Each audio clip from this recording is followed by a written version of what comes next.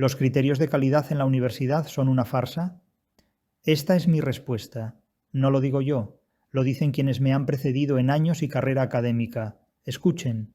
El 7 de septiembre de 2009, Rafael Argullol publicaba en el diario El País un célebre artículo titulado Disparaz contra la Ilustración, en el que escribía, en relación con los criterios de calidad de los que tanto alardea la actual burocracia académica, lo siguiente. El riesgo de una universidad excesivamente burocratizada es el triunfo de los tramposos. No me refiero, desde luego, a los tramposos ventajistas que siempre ha habido, sino a los tramposos que caen en su propia trampa. La universidad actual, con sus mecanismos de promoción y selectividad, parece invitar a la caída. En consecuencia, los jóvenes profesores, sin duda los mejor preparados de la historia reciente y los que hubiesen podido dar un giro prometedor a nuestra universidad, se ven atrapados en una telaraña burocrática que ofrece pocas escapatorias. Los más honestos observan con desesperanza la superioridad de la astucia administrativa sobre la calidad científica e intentan hacer sus investigaciones y escribir sus libros a contracorriente, a espaldas casi del medio académico. Los oportunistas, en cambio, lo tienen más fácil. Saben que su futura estabilidad depende de una buena lectura de los boletines oficiales, de una buena selección de revistas de impacto donde escribir artículos que casi nadie leerá, y de un buen criterio para asumir los cargos adecuados en los momentos adecuados. Todo eso puntúa a una costa de alejar de la creación intelectual y de la búsqueda científica. Pero, ¿verdaderamente tiene alguna importancia esto último en la universidad antiilustrada que muchos se empeñan en proclamar como moderna y eficaz? Fin de cita. En realidad, la universidad ilustrada es un mito completo, pero las palabras de Argullol, por lo demás, son imposibles de rebatir. Solo una excepción. Afirmar que los profesores más jóvenes son los mejor preparados de nuestra historia reciente es un espejismo galopante que requeriría determinar ante todo qué es la juventud de un profesor.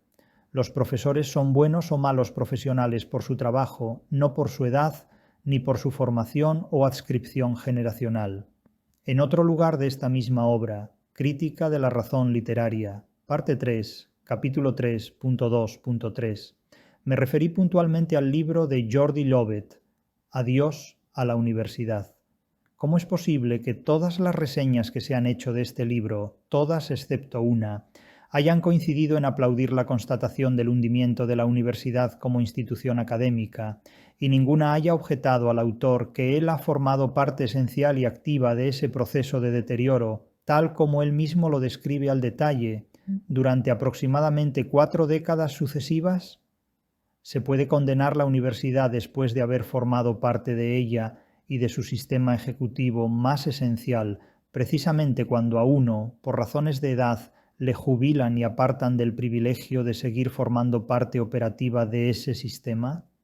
Esa crítica de Llobet no tiene crédito, ningún crédito, se desnaturaliza por sí misma. Más de un lector podrá pensar, con las razones que cada cual aduzca en tal supuesto, y que no es asunto mío considerar, que Adiós a la universidad se basa en resentimientos personales, de los que es secuela, y no en un proyecto de reforma, del que podría ser causa o génesis. El libro de Llobet podría integrarse en el género de las confesiones.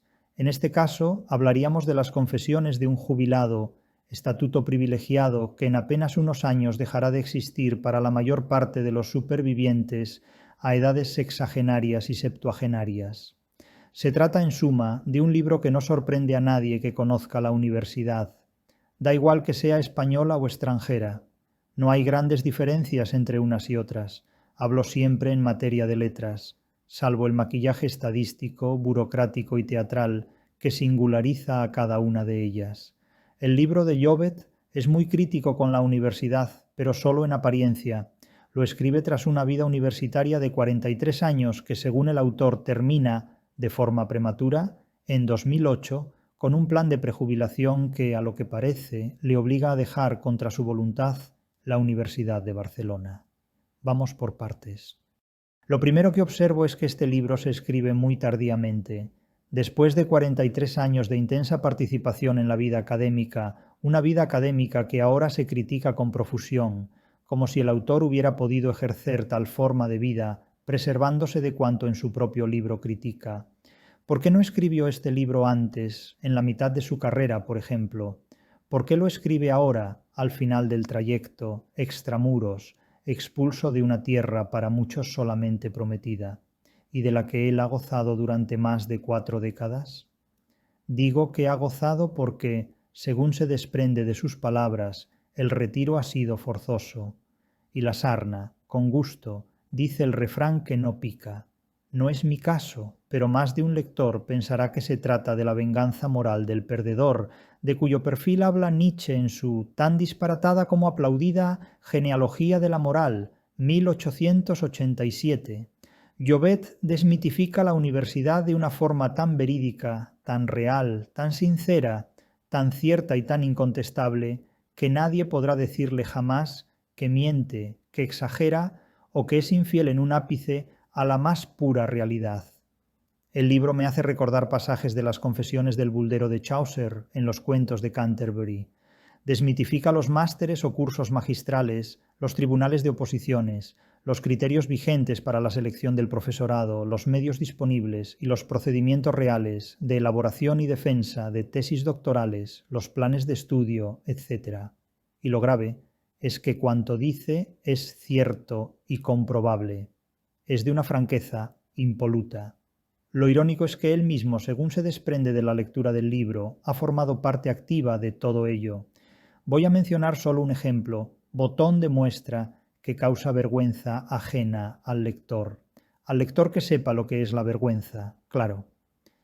En las páginas 116 y siguientes, Llobet publica 2 sonetos de sendos profesores españoles de teoría de la literatura, que escribieron sus respectivos autores mientras éstos estaban formando parte de un tribunal de oposición. El uso del pasado continuo inglés en esta última oración es inevitable. Cito: mientras hacía una de mis largas disquisiciones basadas en páginas y líneas concretas del proyecto docente de uno de los candidatos, relata Llobet, ellos se dedicaron a escondidas pero con una sonrisa burlona en los labios a escribir 2 sonetos, uno por cabeza, que recogí y ahora transcribo en atención a su excelencia métrica y poética. Fin de cita, página 118. Podría reproducir aquí esos sonetos, pero no lo haré porque me da vergüenza ajena.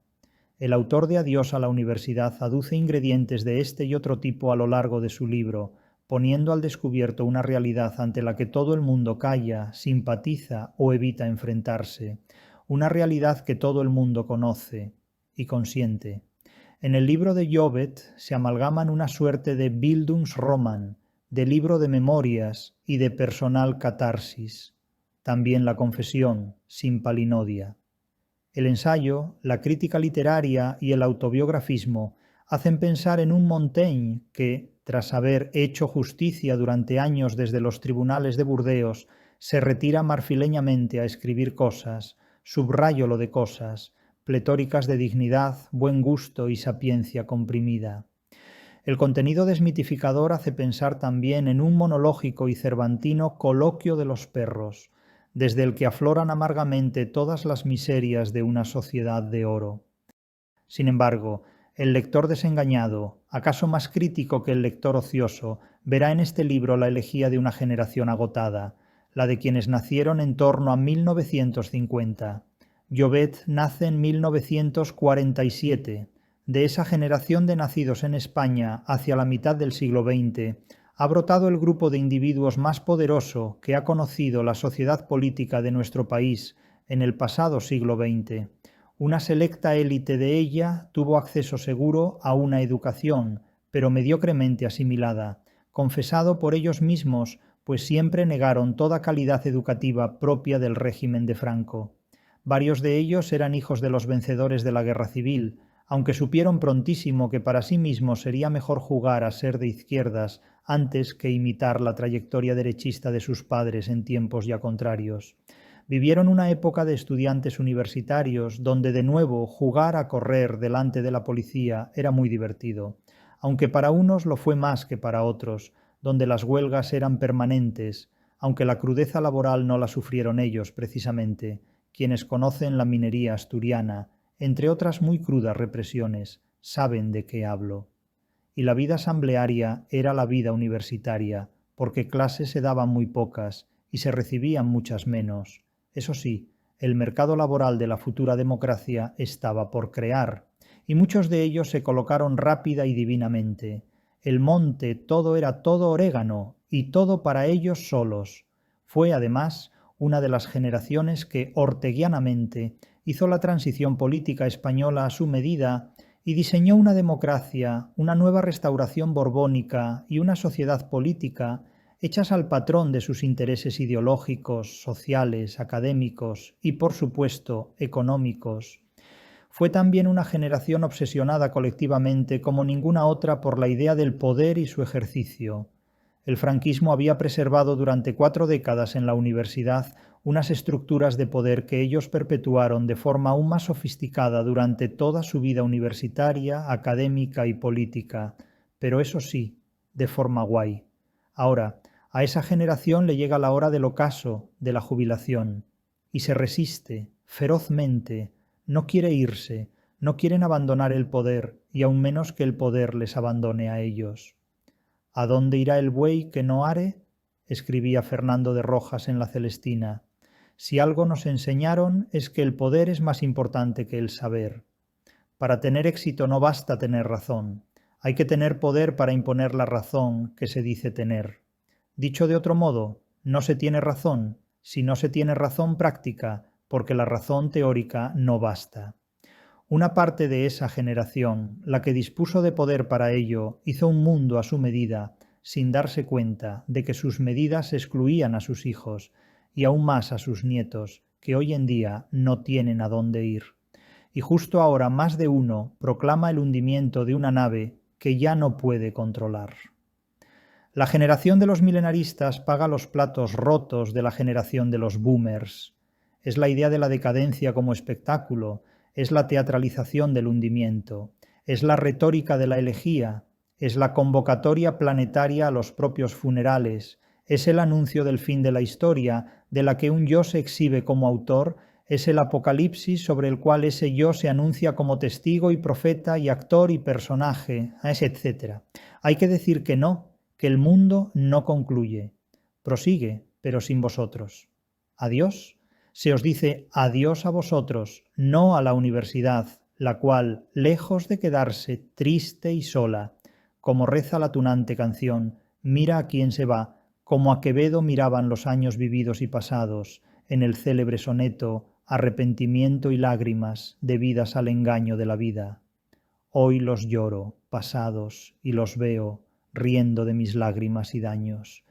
Y conste que cito a Quevedo aquí sin intención ni acritud irónica.